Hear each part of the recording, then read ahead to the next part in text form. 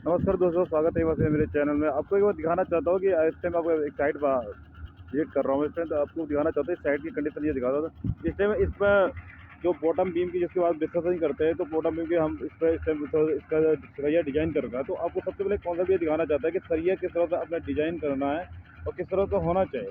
Basically यहाँ पर proper तरीके तो आपको देखना बहुत अच्छी कंडीशन मेरे को देखने के लिए मिल रही है कि जो प्रॉपर तरीके से देख लीजिए। आपको ये कॉलम से दिखते हुए दिख रहा है, तो ये देख लीजिए।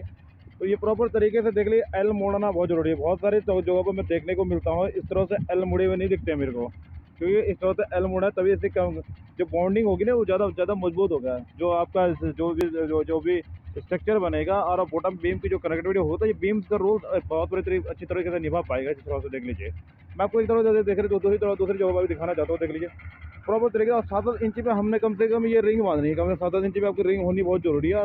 कम से कम 8 सरिये लेके आपको इस सरिये को जो हमने 8 सरिये में डिजाइन कर रखा है, देख लीजिए कंप्लीट। तो 8 सरिये में डिजाइन करा और देख लीजिए एक तो यहाँ पर कॉन्सेप्ट देख लीजिए, यहाँ पर टी पॉइंट बना हो तो टी पॉइंट पर देख लीजिए किस तरह से हमने एल मोड़ रखा था। कितना बेहतर तरीके से एल मोड़ा हुआ है। देखो एल मोड़ना बहुत जरूरी। बहुत सारे जगहों पर देख रहे हैं मैंने, बहुत सारे बिल्डिंग्स में ये देखा कि ये एल ना मोड़ते हुए सीधे सीधे कार्य सरिये को इसी तरह से छोड़ देते हैं, जिसमें क्या होता है उसकी बाइंडिंग नहीं होती है, जो उसकी स्ट्रेंथ नहीं बनती है। इसमें क्या है, इसकी स्ट्रेंथ ज़्यादा बनी हुई रहेगी और ये प्रॉपर तरीके से एक बीम का रोल प्रॉपर तरीके से निभा कर पाएगा।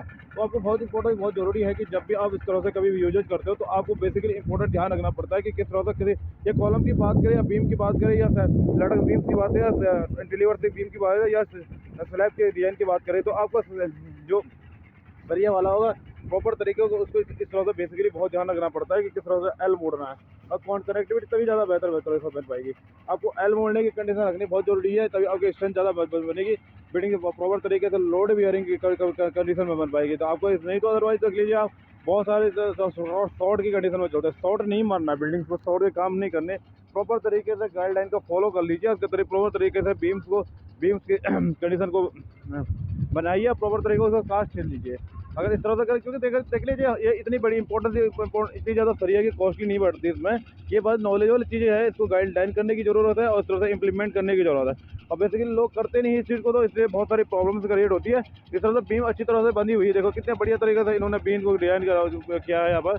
मुझे तो बहुत अच्छी, पहली बार बहुत लंबे टाइम बाद देखने के लिए मिला कि इस तरह से बाइंडिंग इन्होंने इस तरह से यहाँ पर एल बाइंड किया हुआ, तो बहुत अच्छी तरीके से एल बाइंड किया हुआ। तो पूरा हर जगह पर मैं देखने को मिला कि आउटलेट जितने भी आउटलेट में जब बीम आती है तो एल मुड़ना बहुत जरूरी होता है। तो मुझे प्रॉपर तरीके से देखने के लिए मिल रहे हैं यहाँ पर इन्होंने अच्छी तरह से एल मुड़े हुए हैं।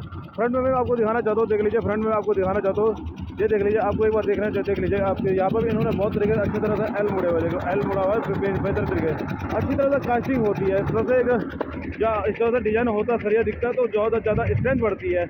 और दूसरी बात ही क्या है कि दूसरी कंडीशन ये होती है कि ये बीम को बहुत अच्छी तरह की बीम बन पाएगी।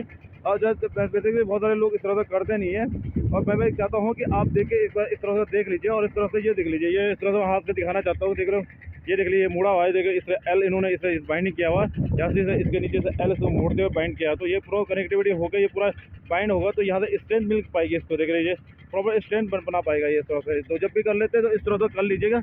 और दूसरी बात क्या है कि आपके रिंग की डिस्टेंस ज़्यादा दूरी पर मत करिए, कम से कम 7 या 8 इंची पर, कम से 6 इंची पर बेसिकली होनी चाहिए, लेकिन 6 इंची पर प्रॉपर तरीके से करते नहीं लोग।